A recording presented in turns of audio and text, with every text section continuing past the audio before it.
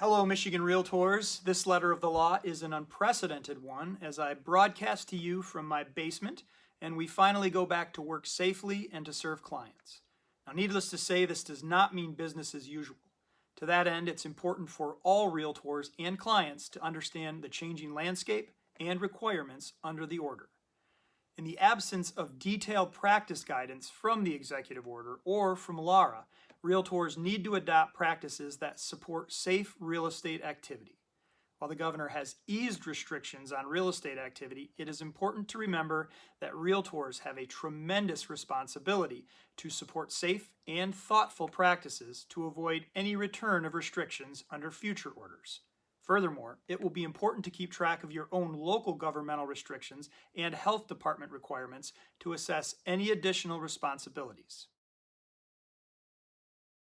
The Executive Order. Executive Order 2020-70 still requires that work should be conducted remotely to the greatest extent possible. Realtors are strongly encouraged to continue to use virtual showings and videos to help their buyers narrow down their search before any in-person showings. Likewise, Realtors can minimize the amount of contact at an in-person listing appointment if documents are exchanged and discussed electronically, either before or after the in-person appointment. Further, the practice of in-person real estate activity will also depend on the willingness of buyers and sellers to engage. The client should never feel pressure to do something that they are not comfortable with. But the order does allow for Realtors to more directly interact with willing clients to prepare and serve new listings. The following activities are supported by the executive order. 1.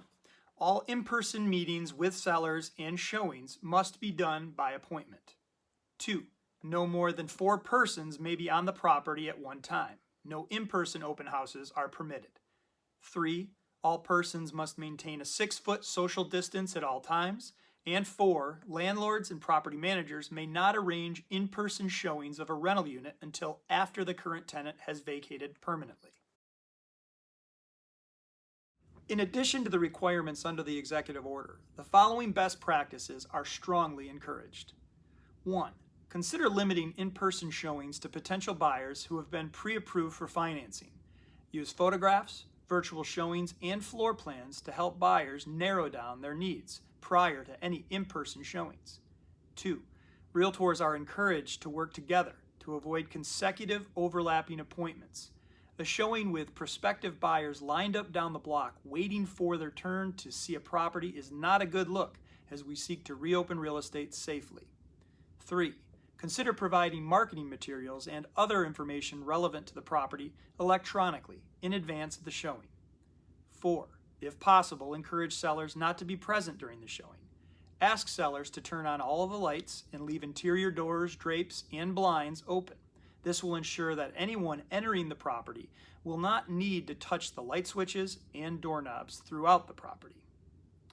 5. Ask sellers to clean and disinfect all frequently touched surfaces prior to and after the showing. 6. Agents conducting showings may wish to meet their clients at the property rather than drive clients to showings. If you are meeting your clients at the property, ask them to wait in the car for your arrival. 7. Discourage anyone who does not need to view the property from attending. 8. Encourage the use of masks and gloves while viewing a property.